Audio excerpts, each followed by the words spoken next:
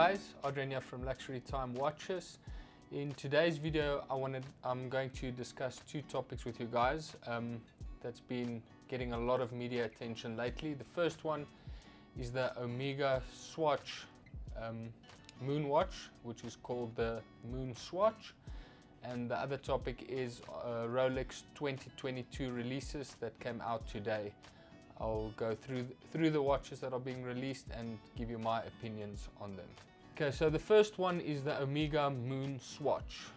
My thoughts on the watch is I think they are really beautiful, especially considering the price point where they're coming into the market. I mean, they're coming in at around about 4,000 Rand, which is ridiculously cheap for something that has Omega on the dial. It's not a Omega watch, it's a Omega Swatch. Omega has done it in collaboration with Swatch, where they're bringing in the Speedmaster with, I think there's about 10 or 11 different models, different colors, but we can get a Speedmaster at a really obtainable price compared to the ones that only Omega makes. Omega's or the Swatch group actually owns Omega, so that is probably why this collaboration came together as quickly and as easy as it did. Another thing about these watches are it's been getting a crazy hype on the internet. I mean, you can go have a look on Instagram and YouTube and Facebook. You'll see people have been queuing outside the stores. They haven't slept. They've been putting up tents, sleeping in front of the store literally to get these watches. There is queues going around the blocks of the stores just to get these watches, and people actually that got their hands onto them put these watches into the secondary market. I'll let Casey link it in here where you will see some of the videos on how the people have actually gone crazy for these watches. And these watches are already surfacing in the grey market for around about 20,000 Rand. Some guys are really being so effing stupid and already selling them at 150 to 200,000 Rand. I mean, how's that for a return on investment of 4,000 Rand, and then trying to sell it for 200,000 Rand? That's just crazy, and there's actually people that are going to fall for this. They don't want to miss out on the hype. They're going to go onto the secondary market and they're going to buy these watches. Even if you pay 20,000 Rand for it, I think you're absolutely mad. These watches are going to become available. You are going to be able to get one. Even if you go onto the Swatch website, they have a notice on where they say, we do our best to fulfill demand, and we hope that anyone who has a moonstruck by this Omega X watch collaboration will soon be able to lay their hands on one of these watches. So that means they are going to produce a lot more of them. They're going to stock their stores. Even online, they're going to become available at the normal retail price, which is about 4,000 Rand. So don't fall into that trap. Don't go buy one on the grey market at that crazy prices that they're selling at. You're just going to lose money. And then there is also a lot of you that don't care. You have the FU money. You want the watch now. You don't want to wait.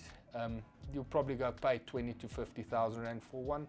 If you get it, well done, but it's not something I think you're going to be able to sell at a massive profit one day.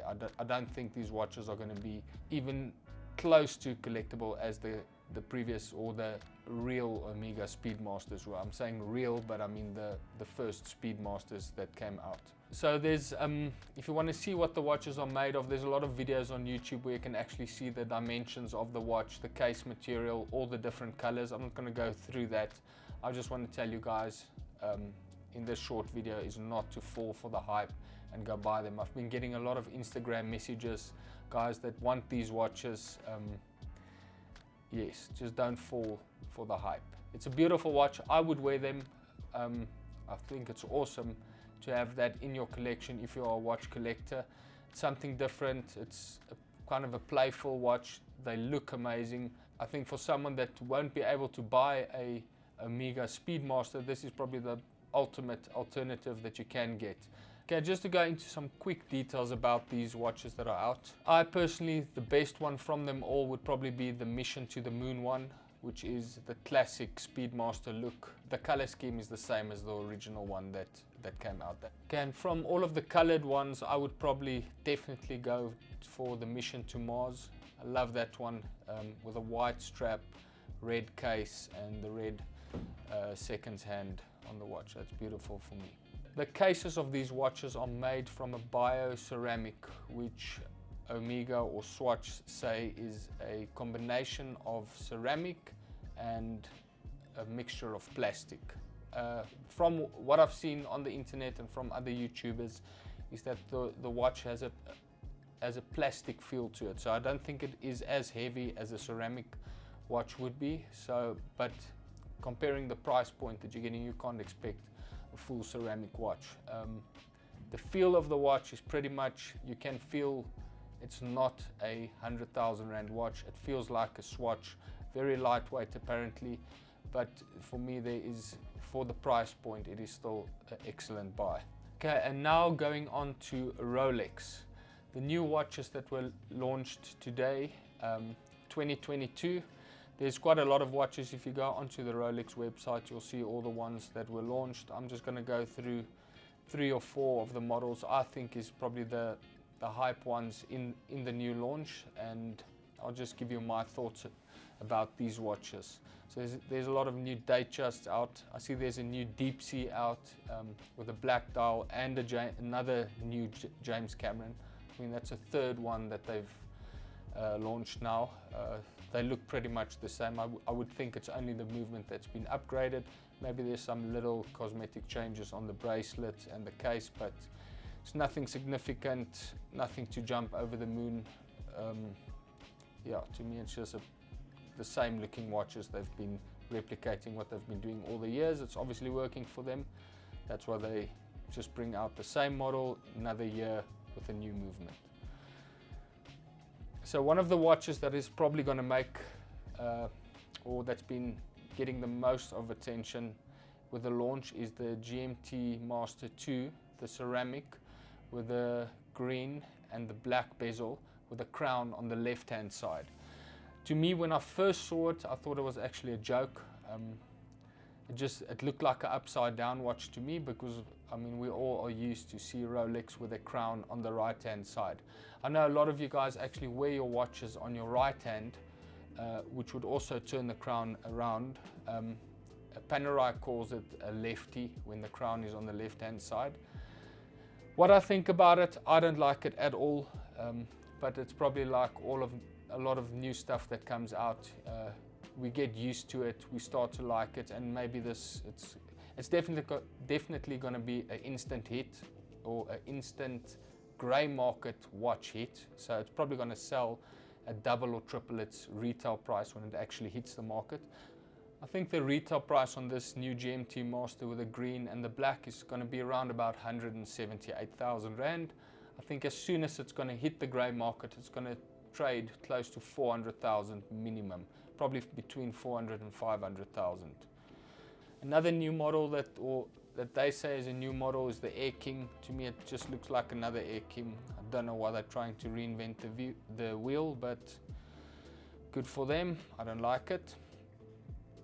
Probably the next one, or the one that I like the most from all of the new releases in 2022, is probably the Yacht-Master yellow gold 42mm on a rubber strap, which they call the Oyster Flex strap. That's really beautiful. I love yellow gold's actually been coming into fashion again, and I just think the color combo of the gold and the black, it just works perfectly.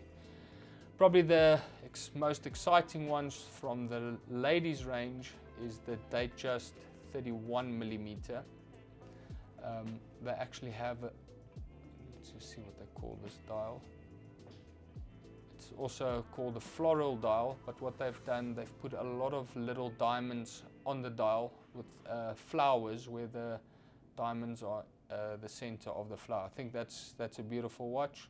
It's probably not going to trade at crazy prices, but that's probably the most exciting ladies watch that they've changed. They also haven't changed much. It's just a dial change. Yeah, so as I've mentioned, there's not really a lot of excitement for me with the 22 model releases, but if I would have worked at Rolex or been on the panel to advise them, or a designer there, I would actually just take the normal Submariner, the new one that's out, put a bit of red on it to bring back the classic of the 1680. I think that will create an enormous hype and crazy waiting list for them. But I think maybe it's something that Rolex is holding back on, and I think they're definitely gonna bring out a new Submariner with some red writing in it. It's just, it has to happen. Everyone's been asking for it, they never do it. Let's hope it is something that's going to happen in the near future. Another one that I would do if I was there, I would put a black ceramic bezel, a matte finished, on the Rolex Explorer.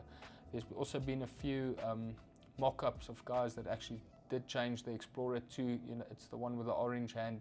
You put a black matte ceramic bezel on it. I just think it works perfectly with a watch. I think that would also be an instant hit. But as we all know, Rolex does not listen to their clients. They do their own thing, and they are very successful at it.